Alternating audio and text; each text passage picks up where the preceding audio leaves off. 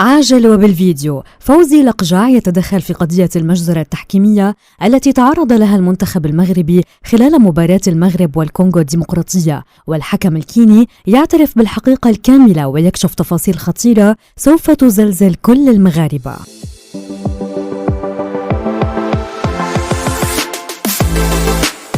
انتهت مباراة المغرب الثانية ضد نظيره منتخب الكونغو الديمقراطية في دور المجموعات بالتعادل الإيجابي 1-1، حيث استطاع أسود الأطلس إنهاء المباراة بالتعادل بصعوبة كبيرة. وصرح وليد الركراكي مدرب المنتخب المغربي أن لعب هذه المباراة في هذا الوقت من اليوم حيث الحرارة المرتفعة والرطوبة عالية أتعب اللاعبين وجعل المباراة صعبة جدا، ونحن محظوظون لأننا حققنا التعادل. فيما قال الكثير من المحللين الرياضيين أن المنتخب المغربي تعرض لظلم تحكيمي كبير من طرف الطاقم التحكيمي للمباراة، ودعوا الجامعة المغربية لكرة القدم برفع دعوة لدى الكاف.